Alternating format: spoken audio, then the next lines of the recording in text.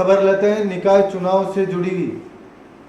कल यानी 27 अगस्त से निकाय चुनाव के दावेदारों को नामांकन दाखिल करने का समय शुरू हो गया है, जो 31 अगस्त तक जारी रहेगा। मगर इसी बीच अभी तक टिकटों के दावेदारों की भी भीड़ लग रही है। बात करें दोनों प्रमुख पार्टियों की, तो अभी बीजेपी और कांग्रेस दोनों में ही टिकट लेने वालों की लंबी कतारें नजर आ रही है। कहीं 2 तो कहीं 5 तो कहीं 10-10 लोग हैं एक सीट से टिकट मांग रहे हैं।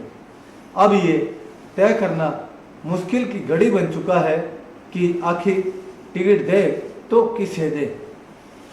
इसी को लेकर आज सोजत सिटी के कांग्रेस कार्यालय में एक बैठक आयोजित की गई, जिसमें पीसीसी द्वारा बनाए गए प्रभारी ने कांग्रेस नेता के साथ बैठक की और उस बैठक में सभी को चुनाव के बारे में बताया गया। साथ ही उन्हें शपथ दिलाई गई कि वो आने वाले चुनाव में कांग्रेस के व्यक्ति को सपोर्ट करेंगे।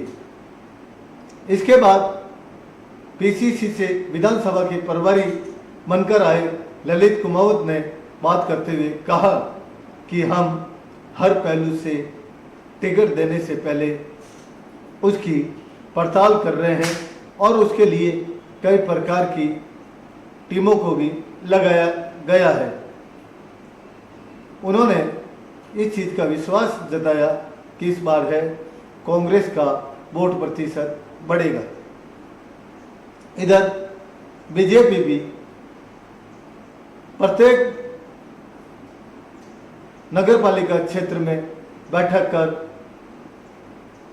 अपने अपने प्रत्याशियों को चयन की प्रक्रिया को अंतिम रूप दिया जा रहा है। अब ये माना जा रहा है कि दोनों ही पार्टी 28 अगस्त के बाद यानी रक्षाबंधन के बाद अपना पिटारा खोलेंगे और उस पिटारे में टिकट किसको मिलता है ये तो समय ही बताएगा। मगर आज जिस तरह से देखा जाता है कि टिकटों के दावेदारों की जो लंबी कतार लगी है, उससे कहीं ना कहीं ये लगता है कि अब लोगों में शहर की सरकार इस वक्त राजस्थान में ढूंढने की जरूरत नहीं है। सरकार अपने टोटल बैकफुट पे 2.5 साल हो चुके हैं और 2.5 साल में कहा जाए महंगाई, भ्रष्टाचार और आप ये कहा जाए कि खड्डों में रोड है या रोड में खड्डे, ये भी कहना मुश्किल है अभी। तो इस तरह से टोटल ये सरकार नगरीय निकाय पे देखी जाए चाहे राज्य स्तर पे देखी जाए, सरकार टोटल फेलियर है, टोटल फेलियर। निरंजन आर्य की मार्गदर्शन में, उनकी लीडरशिप में हम लोग तीनों निकायों को जीत कर लाएंगे और अपना बोर्ड बनाएंगे। जिस तरह से जो कैंडिडेट आ रहे हैं, एक से ज़्यादा या 5 से ज़्यादा हम कह सकते हैं, जिस तरह से दोनों ही पार्टियों का हम समीकरण निकाल रहे हैं, 5 से ज़्यादा आ रहा है। हम ये मान रहे हैं कि दोनों ही पार्टियों से बाकी जो होंगे वो ज़्यादा लीड करेंगे। उस पर आपका क्या कहना है? किसी भी प्रत्येक वार्ड पे या प्रत्येक सीट पे आप आवेदन 4 भी आ सकते हैं, 5 भी है, मेरे पास 10-10 भी आए हैं। पर सबसे उपयुक्त जो भी समीकरण बैठता है राजनीतिक रूप से, कार्यकर्ता कितना पुराना है, कितनी उसकी अपने वार्ड में है, उसने कितने कार्य कराए हैं, इन सब समीकरणों को देखते हुए टिकट वितरण किया जाएगा।